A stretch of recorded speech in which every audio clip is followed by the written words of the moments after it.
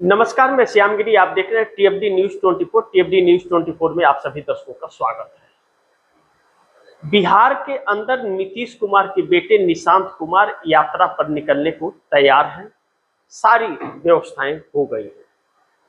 नीतीश कुमार अपने बेटे को जिस तरह से तैयार कर रहे हैं, जेडीयू के कार्यकारी अध्यक्ष संजय झा नहीं चाहते थे कि निशांत कुमार यात्रा पर जाएं, लेकिन नीतीश कुमार भेज रहे हैं। यानी कि नीतीश कुमार राष्ट्रीय अध्यक्ष हैं, संजय झा की नहीं चलेगी। संजय झा कार्यकारी अध्यक्ष हैं और नीतीश कुमार के मोहताज। मनीष वर्मा कभी यात्रा पर निकले थे नीतीश कुमार की सहमति से, तो संजय झा ने बीच में यात्रा रोक करके उन्हें वापस करा दिया। बोला नहीं, यात्रा मत कीजिए, आदेश पारित किया। नीतीश को भनक तक नहीं लगी थी। लेकिन अब नीतीश स्वयं भेज रहे हैं और नीतीश भी शामिल होंगे उनकी यात्रा में जगह जगह पर। ऐसे में संजय झा की चाल नहीं चल पाएगी। यानी कि फिर एक बार भारतीय जनता पार्टी की चाल जो चल रहे थे संजय झा, वह विफल हो गया।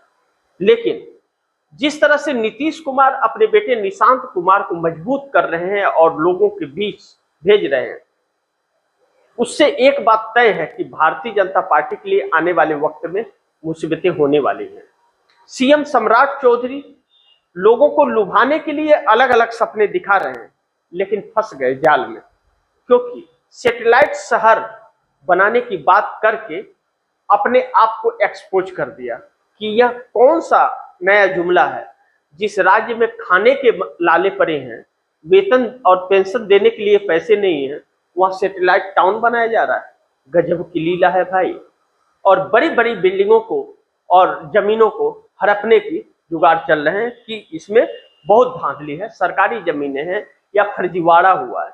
इस तरह से जमीनों पर अब कब्जा करने की एक नया तरीके आयाम ढूंढे जा रहे हैं, जो इसके लिए भारतीय जनता पार्टी जानी जाती है।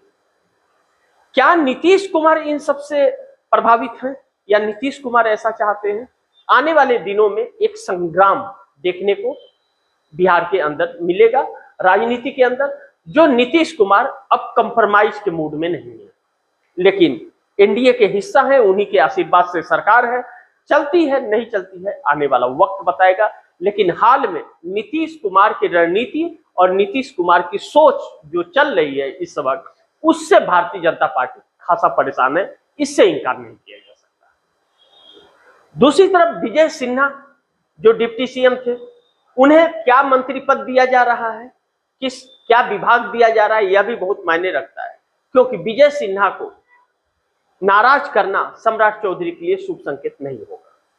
लेकिन दूसरी तरफ एनडीए के अंदर क्या सब कुछ ठीक ठाक है? जिस तरह से बिल्डिंगें गिराई जा रही हैं, गरीबों के घर को गिराए जा रहे हैं, उजाड़े जा रहे हैं, जो 50 साल से वहां पर रह रहे हैं, उनकी उम्र हो गई, बूढ़े हो गए, सब कुछ हो गए। चिराग पासवान ने एक बयान दिया, किसी के साथ अत्याचार बर्दाश्त नहीं किया जाएगा। कोई यह ना समझे कि हमारे फैसले ही आखिरी फैसले होंगे।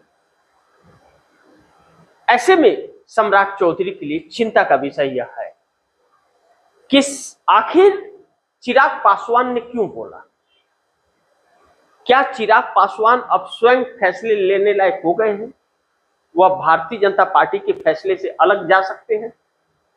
यह एक चिंता का विषय है। लेकिन नीतीश कुमार के सामने सब नतमस्तक है। नीतीश लगातार बैठक कर रहे हैं, अलग अलग तरीके की बैठक कर रहे हैं और अपने पार्टी को मजबूत कर रहे हैं। लेकिन पश्चिम बंगाल में बहुत महत्वपूर्ण वोटिंग पड़ने के कुछ पहले ही सीआरपीएफ का पर्यवेक्षक भारतीय जनता पार्टी के प्रत्याशी के साथ मीटिंग करते हुए पकड़ा गया। बड़ी गजब है। जो प्रशासनिक पर्यवेक्षक है, वह भारतीय जनता पार्टी के प्रत्याशी के साथ गुप्त बैठक कर रहा है और इसका वीडियो भी। और तुरंत टीएमसी ने जाकर के हाई कोर्ट में पिटीशन फाइल कर दिया।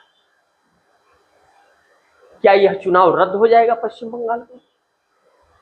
लेकिन भारतीय जनता पार्टी यहीं पर नहीं रुकी। नरेंद्र मोदी ने सीआरपीएफ को भी अपने चुनाव प्रचार में लगा दिया है।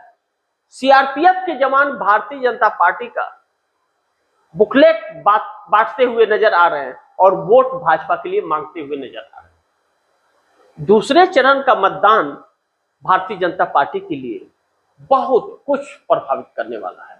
पहले चरण के मतदान में कहा जा रहा है कि भारतीय जनता पार्टी का परफॉर्मेंस अच्छा नहीं है, लेकिन कुछ लोगों का कहना है कि बहुत अच्छा परफॉर्मेंस रहा है। तो दूसरे चरण में जो 142 सीटों को होना है, यह तो भारतीय जनता पार्टी बहुत कमजोर थी, लेकिन एक प्लस पॉइंट कि 70% हिंदू और तकरीबन 27% मुस्लिम संख्या है। ऐसे में क्या भारतीय जनता पार्टी अपने मकसद में कामयाब होगी? भारतीय जनता पार्टी के तरफ से नरेंद्र मोदी ने अपना ऑडियो रिलीज किया है 7 मिनट का, एक हिंदी में और एक बांग्ला में। एआई जनरेटेड लोग सोशल मीडिया पे चला रहे हैं, लेकिन ओरिजिनल उन्होंने लागू किया है। अब ऐसे में जो ऑडियो है वह दिखाता है कि नरेंद्र मोदी किस हद तक गिर सकते हैं या भाजपा किस हद तक गिर सकते हैं। सवाल यह है कि चुनाव आयोग, प्रशासन, सीआरपीएफ के जवान, अधिकारी सब साथ होने के बावजूद, न्यायपालिका सब साथ होने के बावजूद भारतीय जनता पार्टी को हार का डर क्यों सता रहा है? क्योंकि कांग्रेस के भी खाता खुलते हुए इस बार पश्चिम बंगाल में नजर आ रहे हैं, लेकिन कहीं पर भी आम जनता के रोजगार की बात नहीं हो रही है, जो बहुत चिंता का विषय है। महाराष्ट्र के अंदर एकनाथ शिंदे एनडीए गठबंधन के हिस्सा है, 7 सांसद उनके नरेंद्र मोदी को समर्थन देते हैं, 54 विधायक हैं उनके पास, 29 पार्षद हैं जो बीएमसी में बहुत अहम भूमिका निभा रहे हैं। अब उनके कार्यकर्ता उनसे नाराज हो गए और जिस तरह से अब बगावत एकनाथ शिंदे की पार्टी में होने लगी है, एकनाथ शिंदे के कुछ फैसले उन्हीं को भारी पड़ने वाले हैं, या फिर कोई दबाव और प्रेशर है। यह बात सत्य है कि एकनाथ शिंदे पैसे की धन उगाही के लिए माहिर माने जाते हैं, अभी से नहीं बहुत पहले से, लेकिन कहीं न कहीं अब अपने ही कार्यकर्ताओं के वह नाराजगी को झेलना पड़ रहा है। विधान परिषद की सीट खाली होने पर वहां जिस प्रत्याशी को भेज रहे हैं एकनाथ शिंदे, उससे शिवसेना के कार्यकर्ता खुश नहीं है और उन लोगों ने गुहार लगा दी है और चेतावनी दे दी है, अगर इन्हें भेजा गया तो अच्छा नहीं होगा। अब प्रभाव क्या पड़ेगा यह वक्त बताएगा, लेकिन एकनाथ शिंदे के ऊपर भारतीय जनता पार्टी भी अपना प्रेशर लगातार बढ़ा रही है। 54 विधायक और 7 सांसदों और 29 पार्षदों के साथ भारतीय जनता पार्टी में विलय कर देगा। इन समस्याओं से लगातार एकनाथ शिंदे जूझ रहे हैं और एकनाथ शिंदे ने पिछले दिनों कहा था कि एनडीए में हमें रहना है नहीं रहना है इसका जल्द फैसला करेंगे, लेकिन वह दिन नहीं आया जबकि एकनाथ शिंदे के जो मंत्रीगण हैं उन्हें कालर पकड़कर घसीट करके भाजपाई पीटते हैं, तभी भी एक कोने में बेचारे एकनाथ शिंदे पड़े हुए हैं। लेकिन अब पश्चिम बंगाल, महाराष्ट्र या बिहार, इन सब पर एक व्यक्ति है एनडीए का जिसकी कड़ी नजर बनी हुई है। उस व्यक्ति का नाम चंद्रबाबू नायडू है और पार्टी का नाम तेलुगु देशम पार्टी। अब चंद्रबाबू नायडू के पास 16 और 2 पवन कल्याण के पास 18 सांसद हैं। 18 सांसदों के साथ चंद्रबाबू नायडू पश्चिम बंगाल पर नजर रखे हुए हैं, आंध्र में बैठकर, कि पश्चिम बंगाल का परिणाम क्या आता है 4 मई को, क्योंकि नरेंद्र मोदी ने साम दंड भेदभाव सब कुछ तो झोंक दिया है, अपने आप को भी झोंक दिया, अमित शाह भी झोंक दे, 15 दिन फूटा गाड़ के बैठे रहे होटल में, और चुनाव आयोग को भी साथ खड़ा कर लिया, सीआरपीएफ को खड़ा कर लिया, न्यायपालिका को खड़ा कर लिया। उसके बाद अगर हार गए तो क्या होगा? नरेंद्र मोदी के लिए चुनौती हो सकती है। कहीं ऐसा तो नहीं कि चंद्रबाबू नायडू निगाहें कहीं और निशाना कहीं और है, क्योंकि कुछ भी हो सकता है। ममता बनर्जी के एक ऐलान के बाद कि 4 मई को टीएमसी जीतने के बाद दिल्ली में मोदी सरकार को उखाड़ फेंकेगी, लेकिन इसी बीच इंडिया गठबंधन से कांग्रेस अलग होती हुई नजर आ रही है। अरविंद केजरीवाल की पार्टी पर पूरी तरह से भारतीय जनता पार्टी कब्जा करती हुई नजर आ रही है। 7 सांसदों को अपने पाले में बिठा लिया है और अरविंद केजरीवाल की पंजाब की सरकार को पूरा हाईजैक करने की कोशिश है। 4 मई के बाद में तस्वीरें बहुत भयावह होने वाली है राजनीति के अंदर। लेकिन अगर हार गए मोदी तो कुर्सी भी संकट में पड़ सकती है। ऐसे में इस देश के अंदर एक थर्ड फ्रंट हो सकता है, जो आरजेडी, जो अरविंद केजरीवाल, ममता बनर्जी की एक थर्ड फ्रंट बन सकती है। लेकिन वह थर्ड फ्रंट क्या मोदी सरकार को उखाड़ फेंकेगी? इतनी सक्षम है? ममता बनर्जी पश्चिम बंगाल के अलावा कहीं मान्य नहीं है।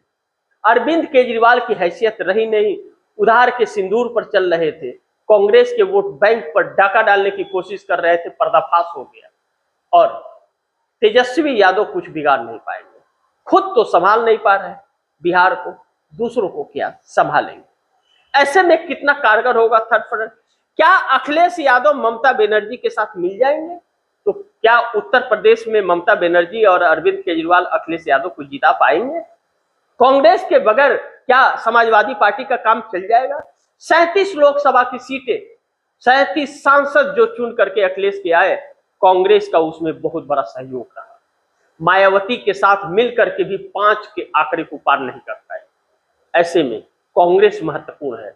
तो अखिलेश यादव क्या थर्ड फ्रंट में शामिल होंगे?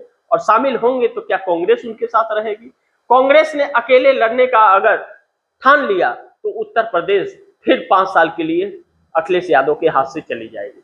असमंजस वाली स्थिति है, लेकिन कांग्रेस इसके लिए तैयार है कि कोई भी अगर नरेंद्र मोदी को हटा करके सरकार बनाना चाहता है, 172 सांसद लेकर के आए, 100 सांसद हमारे आपके साथ। ऐसे में नरेंद्र मोदी की मुश्किलें बढ़ रही हैं, लेकिन कांग्रेस ने अपना रास्ता भी तलाश लिया है, एकल चलो की राजनीति, जो सबसे ज्यादा भाजपा के लिए नुकसानदायक होने वाला है, क्योंकि उसका ब्लैकमेलिंग तब नहीं चलेगा कि इंडिया गठबंधन में हो करके और पर्दे के पीछे से जो इन्हें सपोर्ट मिलता था, कांग्रेस के अलग होते ही वैसे नेताओं के वजूद दांव पर लग जाएंगे। ऐसे में आप दर्शकों की क्या राय है? आपके सुझाव क्या है? कमेंट बॉक्स में जरूर दीजिएगा। इस खबर को ज्यादा से ज्यादा शेयर कीजिएगा, अपने दोस्तों को भी कहिएगा आगे शेयर करें। और आपने टीएफडी न्यूज 24 को सब्सक्राइब नहीं किया, सब्सक्राइब कर लीजिए, अपने दोस्तों को भी कहिएगा सब्सक्राइब करें। मिलते हैं अगली खबर के साथ, तब तक के लिए नमस्कार।